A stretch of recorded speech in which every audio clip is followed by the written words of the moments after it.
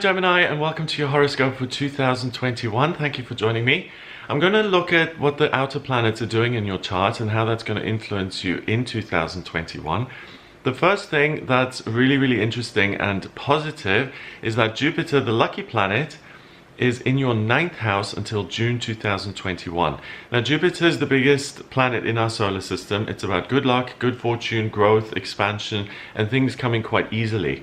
And the 9th house has to do with education, travel, expanding your horizons, making your life bigger, learning new information. And with Jupiter in that 9th, you're going to have this huge desire to travel and to learn and to make your life bigger. So whether that's physically by exploring different places or by educating yourself and signing up to courses, you're really going to have a thirst for knowledge and experience. You'll really want to have moments that you can remember and cherish, and also you will want information that makes you more of an expert and that allows you to be in this position of, I have expertise and I want to share those expertise and I want to put myself in a position of authority. Saturn is kind of the opposite to Jupiter.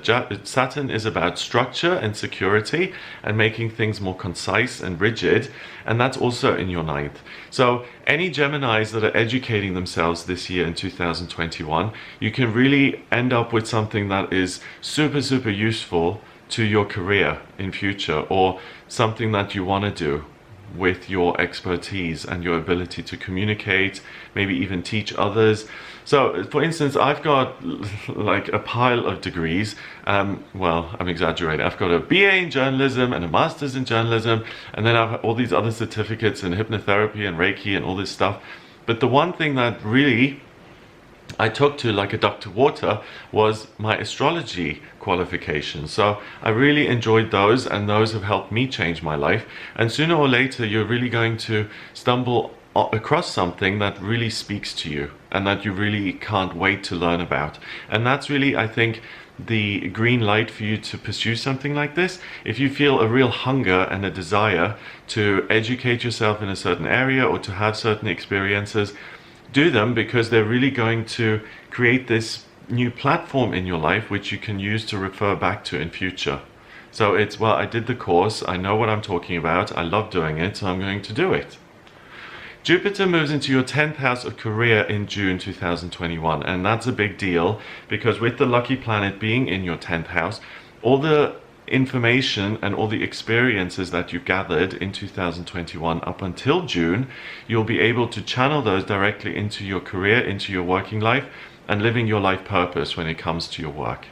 If you haven't found that yet, it's an amazing time, amazing year for you to really get au fait with a subject that you absolutely adore and want to be in the know about, and then you can actually do something with it by using the skills that you've gathered and using them in a really positive, concise, informed way that's accurate, and you can really change gears big time if you want. So if you're a Gemini and you've been in a job that you really haven't enjoyed for a long time and you're bored or you're burnt out, there's huge opportunity for you to learn and to have new experiences, and then to be very practical about those things and to use them in a way that's really effective by putting them into your career, allowing yourself to get into a better position. And usually that kind of supports you in your financial life as well. If you're doing well career-wise and you're working, then usually it has a positive impact on your finances. So I've given you a 10 out of 10 for career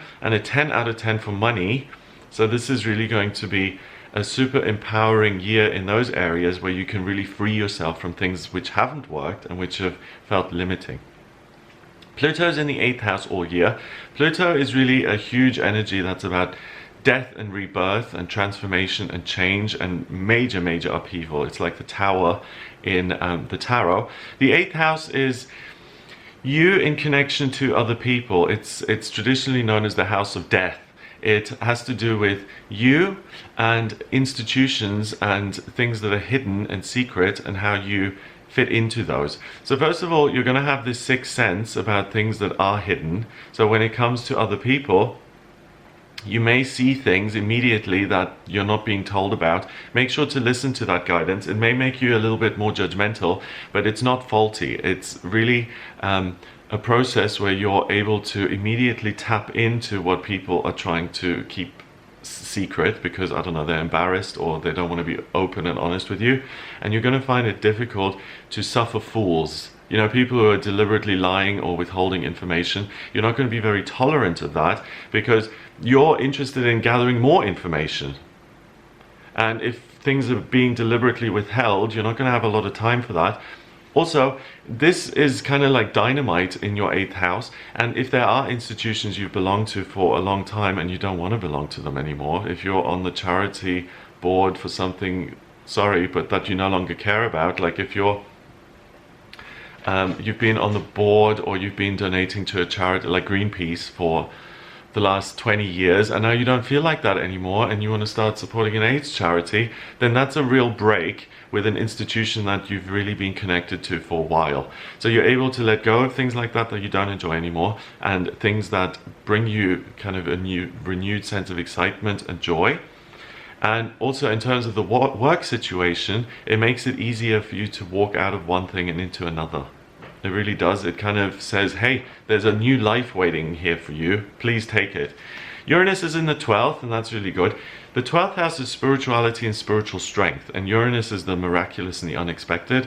So if you're someone who's a complete atheist or you have no time for spirituality or all this nonsense, whatever, then you'll start to feel that there's really something to it, and you may have this major spiritual moment, an epiphany in 2021, and it may be through this process of learning and working that suddenly you become aware of something much bigger that kind of gives you a perspective. It's like, wow, look down there, I'm on planet Earth, I'm this big, and it just puts everything into a different context and it really awakens your spiritual senses. So that's great if you've been looking for some sort of breakthrough, if you want to be enlightened or ascend or whatever it may be.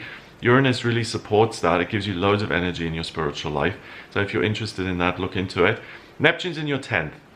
So that is really quite significant because it allows you to manifest whatever it is you want in your career life.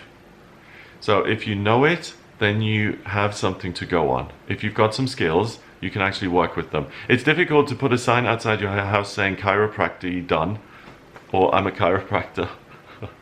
If you can't crack people's bones, it's not going to help. You need to know what you're able to do before you can do it, right? So you've got until June to really educate yourself and to hone your skills, your existing skills, and to do continued professional development. Neptune will allow you to manifest what you're dreaming of in your career, but also be careful with Neptune because sometimes it can make things a bit fuzzy. And it's important to listen to your gut, to your spiritual awareness that says, hey, you are good at this, use it. If there's fear and doubt and you don't have the full picture, that's actually a milestone or a marking kind of sign that you're on the right track. So if there is doubt and fear, that's part of the process, and embrace that. Don't shy away from things just because they may seem unclear or scary or new. Chiron's in your 11th. So it's interesting because with Pluto in the 8th and Chiron in the 11th, Chiron is the wounded healer, and it's really about healing your hopes and dreams for yourself and your friendships and making things better with others. If you're judging people and if you're not kind of buying into their stuff, then it's going to be a little bit harder for you to form new friendships because you're not going to let that much slide. So I wouldn't torture myself and saying I have to hang out with these people I don't even like.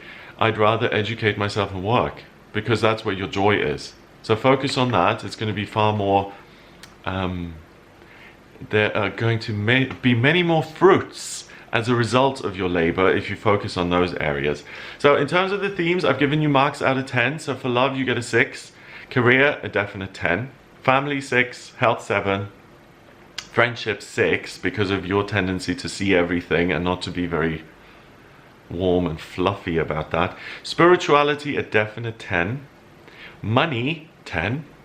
And travel, another 10, because some of you are going to want to travel on a practical level and some of you will want to educate yourself and have more experiences, but either way your life is going to get bigger in 2021. So it looks like an amazing year for Gemini. This horoscope is for sun sign Geminis first, then for rising sign Gemini if you want more information, and finally also moon sign Gemini if you really want a lot of information.